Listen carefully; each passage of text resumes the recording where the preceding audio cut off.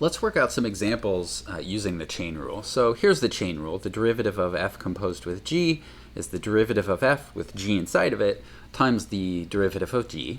So I remember this as derivative of the outside times the derivative of the inside. So just remember to multiply by the derivative of the inside.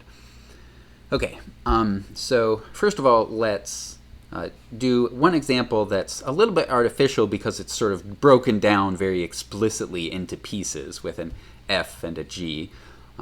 So if f of x is x squared and g of x is 4x minus 1, let's find the derivative of the composition. Now, in this example, we could explicitly calculate a formula for the composition and differentiate that, and we will do that. But first, let's use the chain rule. So we know we're going to need the derivative of f and the derivative of g. So for each of these, we can just use the derivative rules we already have, right? We can use the power rule to find the derivative of x squared, and that's 2x. And then we can use the sum rule and power rule and constant multiple rule to find the derivative of g, and it's 4. Okay, now the chain rule says that the derivative of f of g of x, right, this is f composed with g. I need one more parenthesis. The derivative of the composition with respect to x is, it should be f prime with g inside of it times g prime. Okay, so let's put these together. F prime, now g of x is 4x minus 1, and then times g prime of x, but that's 4. And then f prime is this function, 2 of x. So f prime takes whatever you give it and multiplies it by 2. And we're giving it 4x minus 1. Okay, and then times 4 on the end. Sorry, there's an x right here. And then if we multiplied all this out, so we have 8 times 4x minus 2, so that's, I guess, 32x minus 16, something like that. Okay, so there's the value for our derivative. Now for this particular example, we could actually work out exactly a formula for f composed with g, and it would be a polynomial since f and g are both polynomials. So f takes whatever you give it and squares it, and so we're squaring g of x. G of x is 4x minus 1. And when we square that, we get 16x squared minus 8x plus 1. Okay, and now if we take the derivative of this, so the derivative of this composition is just the derivative with respect to x of 16x squared minus 8x plus 1. And now we can just use the sum rule and constant multiple rule and power rule in the usual way. So this 2 comes down. 2 times 16 is 32 times x to the, and then we reduce the power by 1. So now it's x to the first power, or just x. And then minus 8 times x to the 0th power, but that's just 1. And then this plus 1 here, derivative of 1 is 0, so that goes away. So doing it this way, we also get 32x minus 8. So either way, right, we get the same thing. So hopefully this builds a little confidence that this derivative rule we came up with, the chain rule, really is correct. Because here's an example where we could use the chain rule or we could use other tricks, and both ways give the same result. Of course, we're really interested in examples where we have no alternative but to use the chain rule. So here's an example like that. So let's find the derivative of this function, sine of x squared plus 4x plus 1.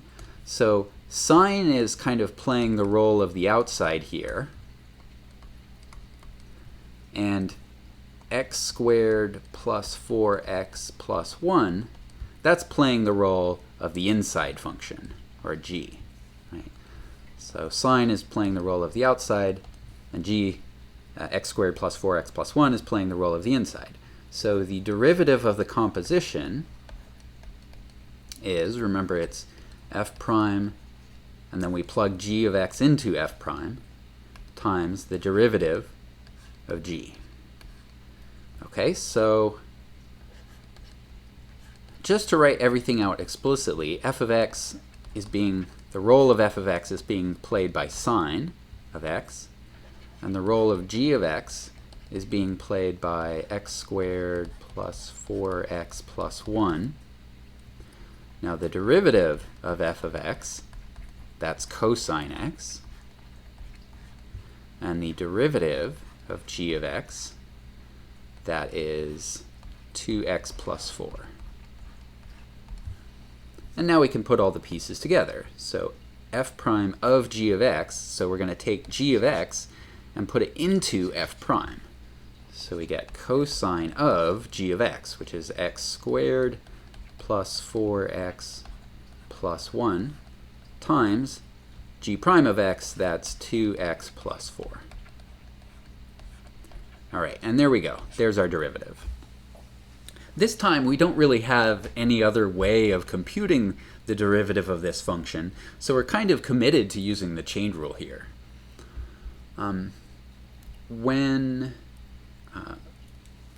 So I wrote out all of these functions separately. When you have enough practice, it won't be necessary to do that, but until you're very comfortable with the chain rule, I do recommend writing out each piece separately like this, just so you're sure to get all of the bookkeeping correct. But when you have a lot of practice, this actually is something that you can do sort of all in one go without any intermediate steps, right? You just, how I do it is to take the derivative of this, I sort of scan from left to right. I see that my outside function is sine, so I write down its derivative, and then I plug the inside into that, and then I multiply by the derivative of the inside, and in this case the inside is a polynomial, so its derivative is pretty straightforward to write down. So with enough practice, you can use this chain rule without a bunch of intermediate work. But again, I recommend writing down these intermediate stages until you are sure you really understand how the chain rule works. All right, let's look at a couple more examples. In addition to using the chain rule just with formulas for our functions, we can use the chain rule when we have tables of data as well. And this is a really common thing to have to do if you're working in the sciences, because in the sciences, usually, you don't always have formulas for everything. Sometimes you just have big tables of data that you've gone out into the world to collect. So suppose we want the derivative of f composed with g evaluated at 3. And remember, this 3 here, that's an x value.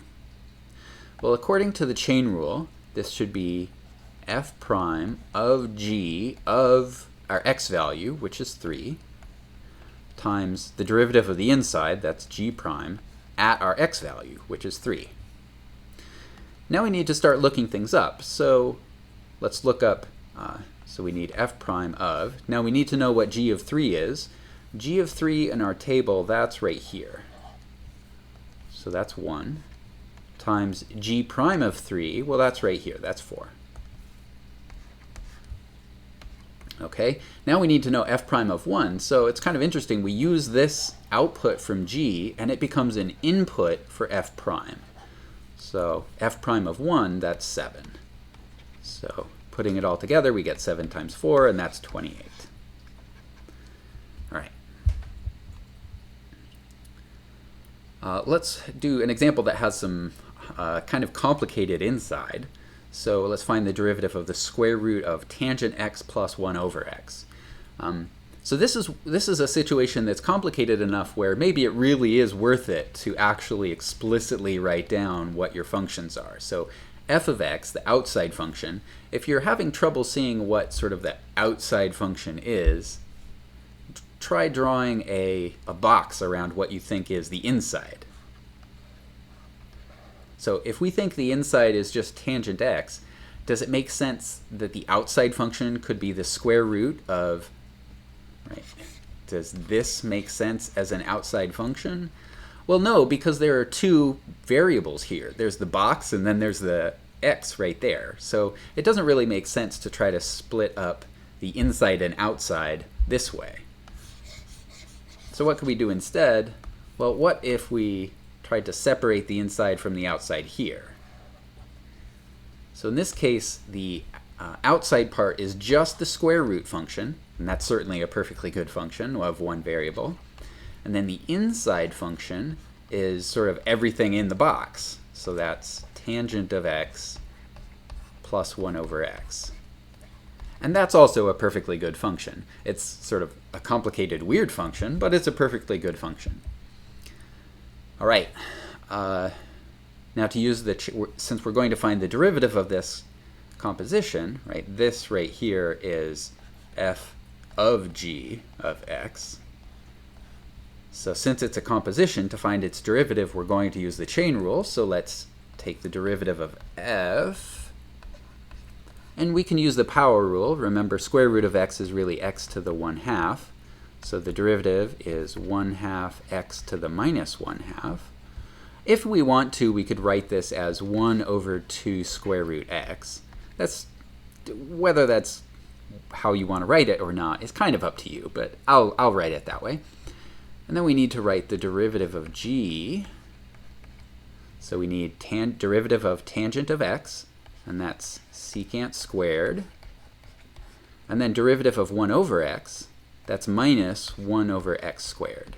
Remember that 1 over x is x to the minus first, and so the power rule says move down that minus 1 and then decrease the exponent by 1, and x to the minus second is really 1 over x squared. So that's how I'm getting that piece.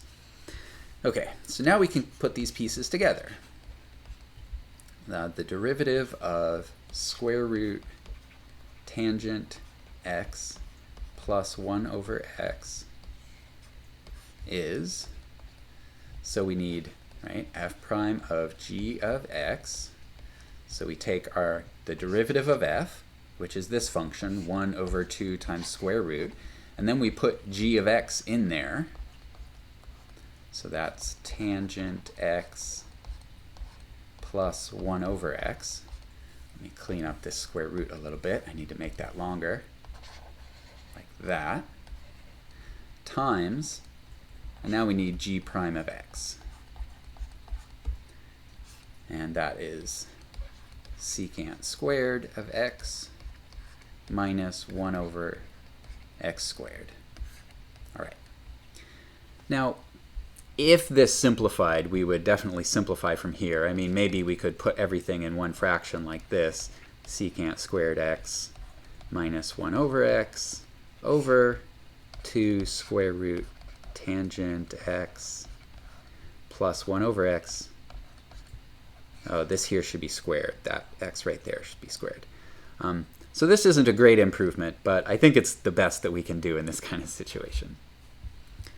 All right, one final example. Let's find a general formula for the derivative of f of cosine of x. So since we don't actually have a formula for the function f, we expect our answer to have f and maybe its derivatives show up. But we do have an inside function. So g, the role of g, will be played by cosine. And we know that the derivative of cosine is minus sine. So if we take the derivative of f of cosine of x, that is the derivative of the outside, which is f, so f prime, with the inside in it, so cosine of x, times the derivative of the inside, so times derivative of cosine x, so f prime of cosine x times negative sine of x. So maybe we put our minus sign all the way at the front, so times sine of x. And there we go. So you can see we can use the chain rule like any of the other derivative rules, even when we only have tables of data or when we have some unknown functions in the formula that we want to differentiate.